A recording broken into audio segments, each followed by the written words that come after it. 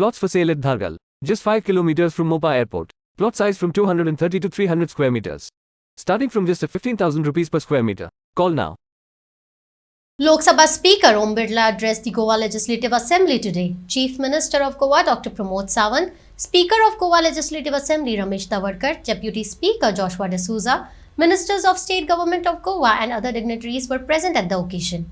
In his keynote address, Shri Om Birla appreciated the natural beauty and diversity of the state. He expressed confidence that India would tackle challenges successfully by collective efforts of all. Shri Birla appreciated the role of Legislative Assembly in the development of Goa. लेकिन गोवा छोटा राज्य होने के बाद भी यहाँ पर अच्छी चर्चा होती है, संवाद होती है, डिबेट होती है और डिबेट, चर्चा, संवाद से जो मंथन निकलता है उससे हम जनता के कल्याण की योजनाएं बनाते हैं।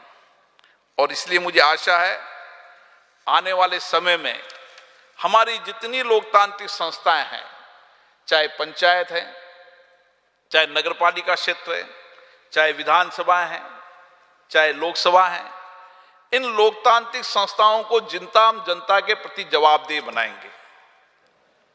जितनी सदनों में चर्चा होगी उतनी कार्यपालिका पर ठीक से निगरानी और नियंत्रण हम कर पाएंगे।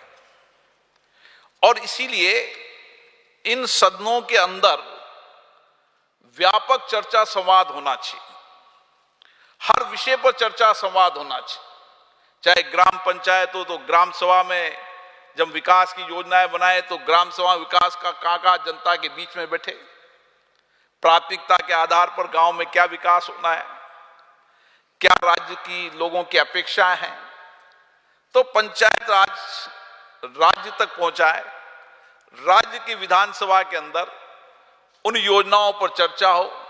और मेरा विश्वास भरोसा है कि हम अपने अपने क्षेत्र के अंदर सारी योजनाओं को एग्जीक्यूशन करते हुए, उनके अभावों को देखते हुए एक ऐसे पैरामीटर पर पहुंच सकते हैं कि गोवा आने वाले समय के अंदर भारत में नहीं विश्व के अंदर जो हमारे एसडीजी के गोल हैं उनको 2030 के पहले लक्ष्यों को पूरा करने की संकल्प को ले। और इसीलिए मेरा आपसे एक नया निवेदन है कि हमारे विधानसभा छोटे हैं, निर्वाचन मंडल छोटे हैं, इसलिए हमारी जनता की अपेक्षाएं भी ज्यादा हो सकती है।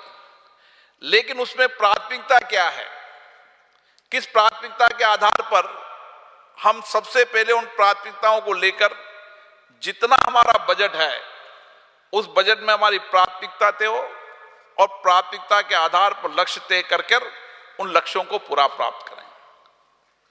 अगर हमने इस दिशा की ओर पंचायत से लेकर विधानमंडल तक चर्चा संवाद से जनता की अपेक्षाएं, आकांक्षाओं को पूरा करने का काम किया तो मैं कह सकता हूं कि 2047 में विकसित भारत के सपने को सबसे पहले गोवा करेगा। और इसीलिए गोवा विधानसभा से मेरी बहुत अपेक्षाएं हैं। हम उन अपेक्षाओं को पूरा करने के लिए पूरे लक्ष्यों से काम करें। लोगों में लोकतंत्र के प्रति विश्वास बढ़ा है, भरोसा बढ़ा है और विश्वास भरोसा बढ़े, यह हमारी सब जनप्रतिनिधियों की जिम्मेदारी है। और इसीलिए मेरा आप लोगों से निवेदन है कि हमें नई टेक्नोलॉजी का उपयोग करते हुए, नई तकनीकी का उपयोग करते हुए हम हर व्यक्ति से हमारा संवाद सीधा होना चाहिए।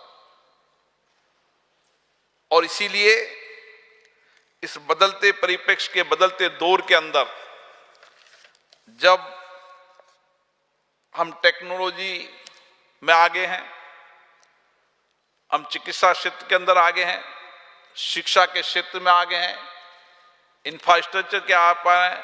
मैं आज जब गोवा से आ रहा था तो मैं देख रहा था किस तरीके से गोवा में इंफ्रास्ट्रक्चर का विकास हुआ है। आने वाले समय के अंदर